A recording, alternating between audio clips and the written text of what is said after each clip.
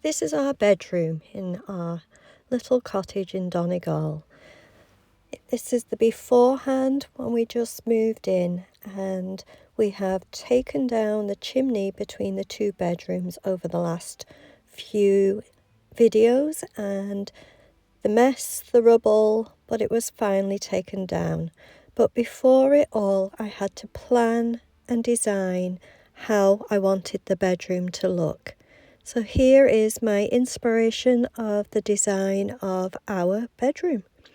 So where we knocked down the chimney, we are going to put a closet. And the front of the closet will be flush with the wall in our bedroom. And the back of the closet will go through the wall where the chimney was and into the back bedroom, taking up space there rather than in our room.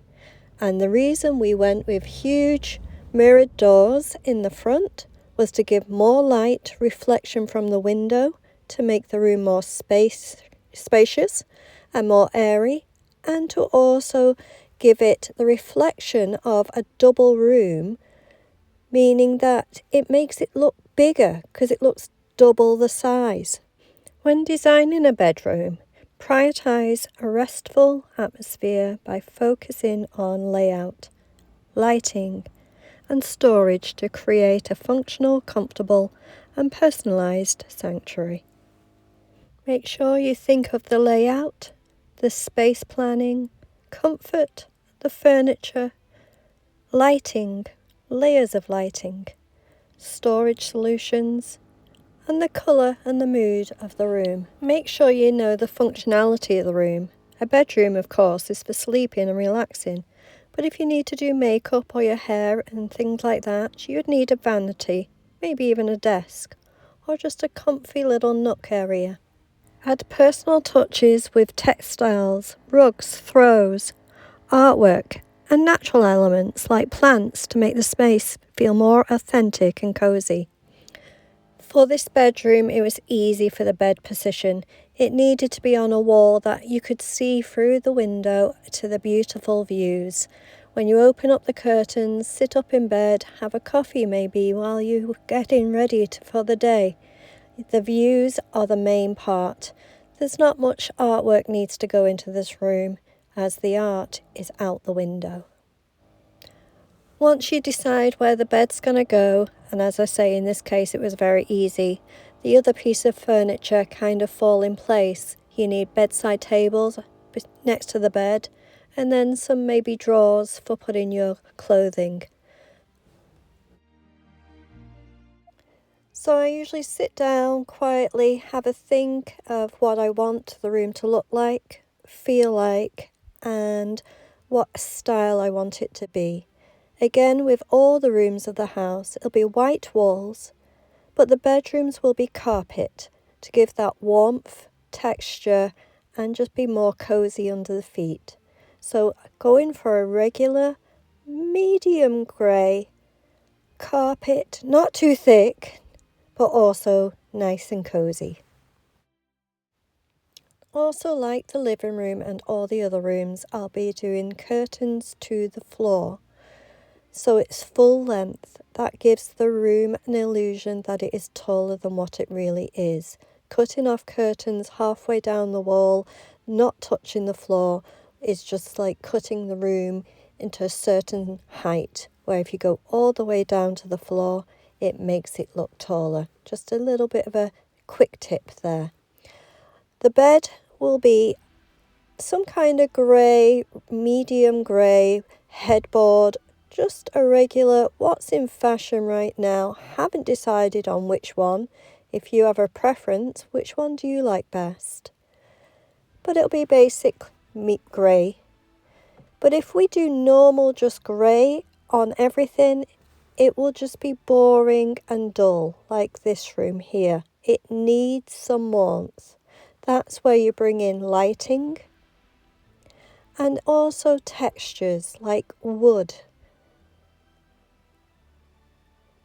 If you put a little warmth in the room, it gives it atmosphere, it gives it feeling, and that's where you get the feel from. The warmth of the lamps, the lighting, and the wood. but don't put too much wood unless you want a farmhouse style. Mine's a little bit more of a modern country, clean, rather than farmhouse rustic. So I'm just going to cut back a little bit of the wood and put in more of a modern look of lighting. Don't forget the small details, like the bed linen. Cotton is best overall, but you can use natural linens too. Bamboo. When you choose your linens, even if you want to go with plain white, like the look I'm looking for, always try to put in a little bit of colour just to add interest, even if it's just in the throws or the cushions. And the even finer details can be the plants you put into a bedroom. One of the best bedroom plants would be a snake plant, as it releases oxygen at night and is very low maintenance. Or you could try a peace lily. This helps filter out toxins and improves the air quality, and also has a flower with it to make it more pretty. A spider plant can be very easy for people, especially for beginners. Very easy to maintain, and this also removes toxins like formaldehyde from indoor air. But the one I think I'll be picking is aloe vera. It's known for cleaning the indoor air and removing any chemicals from the air. It's another one that's easy to maintain, can handle low light, and also it can help with small first aid issues like a sunburn or just an insect bite. You can rub the leaf, the insides over the burn or the bite, and that helps relieve it. My aloe vera plant is small little shoots that have come from a big old plant that's been in the family for generations. Then you want to add a little bit of colour.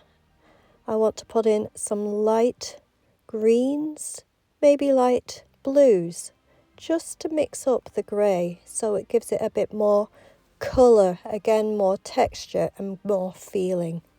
Candles can also do the same with the smell and the scent of the candles. That can give also a feeling in the room.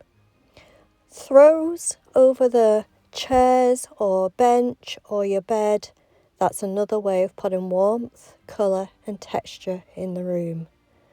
Putting all that together, what do you think? Now I'm close to the sea, but I don't want a total seaside look. So I'm just going to maybe do a lighthouse kind of framed picture in the bedroom. Here's one I took myself. So I think maybe I'm going to frame that one and put it in the bedroom. But if you want more of a coloured picture, this one would be nice too. Framed up and put it in the living room or in the bedroom. Or a complete coastal look, you could do something more like this one. This is another one of my images. Or just basic calming sea, like this one. Now on the other wall, I'm going to be doing 2 drawers.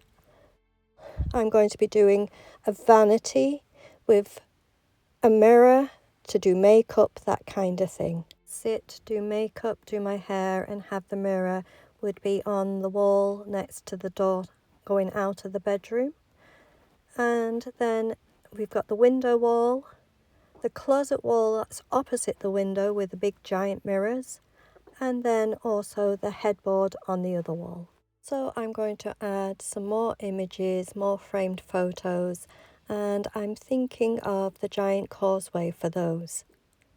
Now don't forget the little things that you need to add into rooms, like the sockets. If you put in a way of charging up your phones at night, that kind of thing, it's always a good thing to think and plan those things ahead as well. Before I plan anything, I just get ideas from the internet, from Pinterest, different looks, different textures, and even on Amazon, things that are for sale. And I create a mood board of what I want.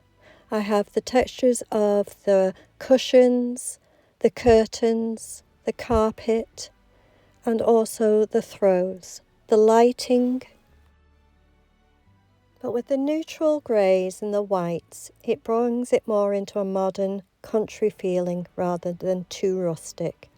So here's the finished look of what my design is, and here's the before of what it was. What would you do with this room? How would you make it bigger? And what do you think of my design? How much of a coastal theme would you add in a rural area like this? One main thing is don't clutter your bedroom. Only put relaxing things in, things you enjoy. No work stuff from your everyday life or photos that remind you of obligations you have to do. Make it a peaceful, relaxing retreat for you or for you and a loved one.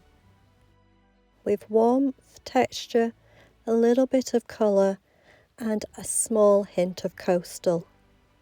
Did I nail it? As I'm designing the bedroom, I also noticed that spring was coming, and even though we ploughed through with a big digger all around the house, there were still a couple of daffodils that were trying to sprout up. It shows that no matter what you do, there's always a hint of new beginnings. This inspired me to actually do a little bit of a quick design makeover of the front garden using my favourite flowers, lavender, hydrangea Annabelle and lilac bushes. They're my favourite for looks but also for the smell. Those flowers just give out the amazing scents. Here's what I designed putting it all together. Added a bench because on the front that's where you get all the sun in the morning. Great for the coffee morning time.